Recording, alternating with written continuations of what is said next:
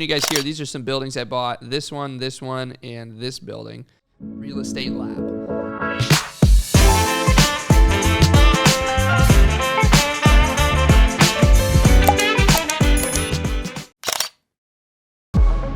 All right, guys, so I wanted to give you a quick tip finally here on the renovation side of things. This has been a very helpful tool for me in terms of getting in and measuring certain items, size, length, for renovation purposes. So check out my screen share real quick, and I'm just going to show you how this works.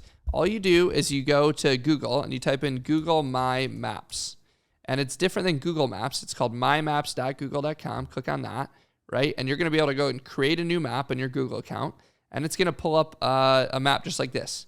So it looks like a typical map, except we've got a couple tools that we can utilize. So one of the things that's cool, you can throw pins down. So say you're buying a portfolio of properties, you can throw a bunch of different pins down, and mark different locations. But what we're really here to utilize is two things. One is draw a line, and two is measure distance and areas.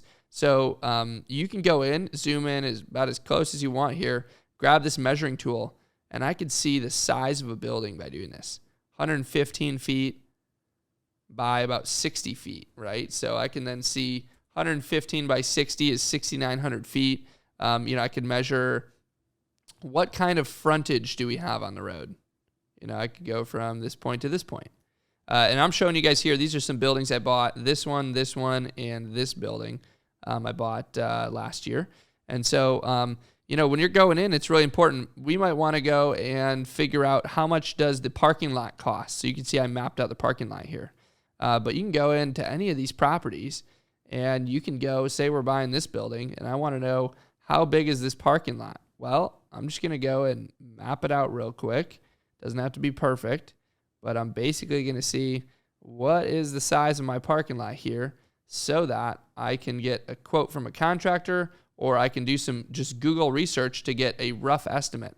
Maybe I'm not under contract yet, I'm just making an offer, and I want some rough numbers. So this is 1.2 acres of parking lot, 0.334 miles. An acre is 43,560 feet, so 1.2 times 43,560 is 52,000 square feet, and I can Google cost to repave asphalt parking lot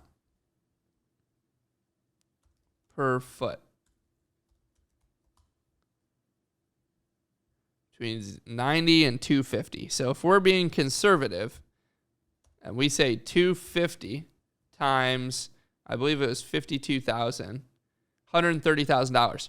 Great. Right there, I've got a good estimate I could throw into my analyzer for how much it would cost to replace a parking lot. And honestly, if I were to just spitball this with you, I would have said probably around $125,000 for this parking lot. I spent on this one was about 30,000, I want to say, for this whole parking lot here. So it only makes sense, right? If we look at this is about $100,000 to $125,000 parking lot, right? Come over here. Each of these, just looking at this was about probably 12,000, and this was about 8 to 10,000 right here. So we spent all in about 55,000 doing the parking lots at this property and at this property right here. But just a great tool, your measuring tool. And then other than that, we've got this draw a line tool, which is very similar that I just showed you on the parking lot.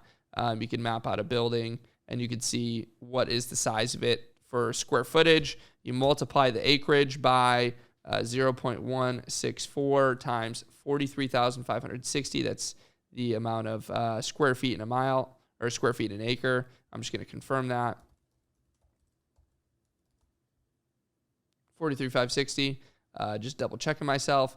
And just multiply that, and you're going to find the square footage. So 0.164 times 43,560. We're going to get the total square footage is 7,143 for the building. So I can go and look cost per foot replacing flat roof. Right, and these aren't perfect numbers, $4 to $9 a foot. So let's say 9 times 7,000, $63,000. I think personally that's on the high end. I believe we got a quote to replace this roof for like 35,000 or something like that, and same for this roof. So, but it just gives you an idea and the ability to have some confidence in some numbers going into a deal I think it's great that Google has this tool. It's free. You can go and measure things out. So, guys, hope you enjoyed that quick tip that I've used on a lot of my projects. And that's the end of this chapter. I'm going to catch you in the next one.